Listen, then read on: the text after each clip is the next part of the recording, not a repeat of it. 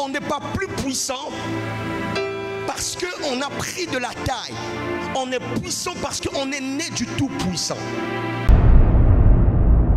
On s'est par exhorté en te disant ceci: développe un cœur attaché à la parole de Dieu. Amen, amen. Il n'existe pas une vie de puissance sans la parole de Dieu dans l'esprit de l'homme. Généralement, quand nous voulons marcher dans la puissance de Dieu, le réflexe humain nous impose à commencer à faire beaucoup d'efforts pour aller vers les choses qui appartiennent à Dieu.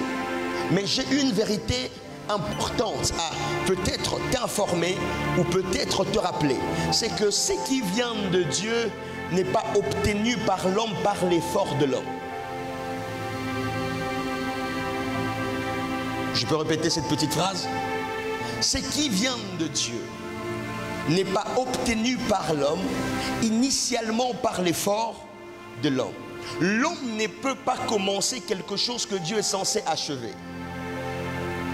Dieu n'achève que ce que lui-même commence. Ce qui fait que c'est déjà une erreur de départ de croire que c'est par l'effet de plusieurs temps de prière que l'on arrive à la manifestation ou à la connaissance de la puissance de Dieu. Et notre thème qui nous dit, c'est ni donc par la force, ni donc par la puissance, c'est par mon esprit. Et la preuve que c'est que Dieu veut faire dans la vie de l'homme ne demande pas d'abord l'effort de l'homme, mais la flexibilité de l'homme de suivre la force de Dieu. Alléluia. C'est pour ça qu'il y a beaucoup de prières autour de nous et il y a très peu de résultats de la puissance de Dieu, parce que nous sommes convaincus dans notre conscient, même dans notre subconscient, que c'est à force de beaucoup prier qu'on a beaucoup de puissance. Deuxième vérité que j'aimerais te dire, la puissance n'est pas quantifiable. La puissance n'est pas mesurable en termes d'une quantité précise que l'on récolte après un temps de prière particulier. Je vous ai dit hier que la puissance de Dieu est un caractère. La puissance de Dieu fait partie d'un attribut de Dieu.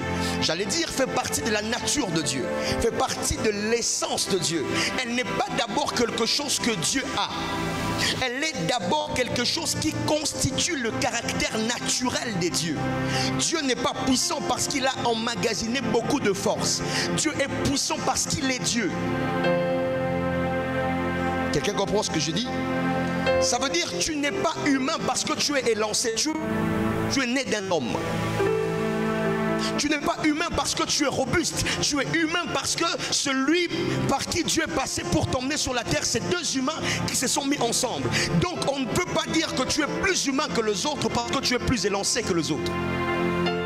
Il en est de même de la puissance de Dieu. On n'est pas plus puissant parce qu'on a pris de la taille. On est puissant parce qu'on est né du Tout-Puissant. C'est pour ça que la puissance de Dieu est plus un caractère à développer qu'une force à entretenir. Ok. Quelqu'un comprend ce que je dis? Regarde ton voisin, dis-lui: la puissance de Dieu est un caractère à développer avant d'être une force à recevoir.